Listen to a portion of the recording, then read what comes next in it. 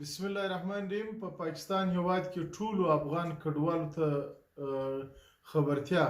دا کوم چې د یونیسیار د خوا څخه د روانې فبروري میاشت څخه سمارټ کارډو یا شنو کارډو یا پیوار کارډو درلودونکو ته میسجان شروع شوي دي که فرضاً په فامیل یو کس وي هغه ته 1000 روپۍ ورکول کیږي، که 2 کس وي 13000 روپۍ، که 3 کس وي 16000 روپۍ، او که 4 کس وي 8000، که 5 کس وي 22000، او که 6 کس وي هغه ته 15000 روپۍ ورکول کیږي. دغو ټولو افغان کډوالو ته زه یو خبر ورکوم چې تاسې خپل د فامیلي نور کارډونه مه وړئ چې تاسې د ټول فامیل کارډ راخیستی. کم میسج چې راغلی دی چې په هغه میسج کې د فامیل د مشر د کارت نمبر ښودل شوی دی، هغه د فامیل مشر به ورځي یوازې به خپل کارت وړي. اوس اکثر افغان کډوال ما ته ټلیفونان راکوي چې موږ کارډونه ور وړي دي یا ته د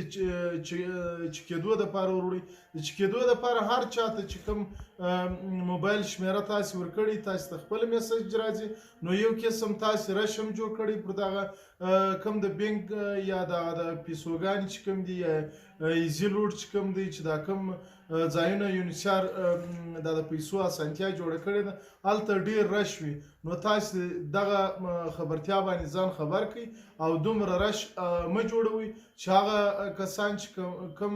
د پیسو حقداره وي او هغو ته میسجان راغلي وي هغه پاته وي، په یوه ورځ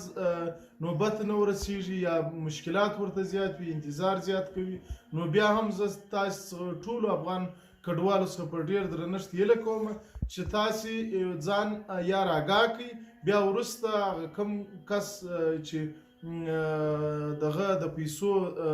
دغه ورته سوی میسج ورته سوی دی هغه دې ورسي او خپل د پیسو دغه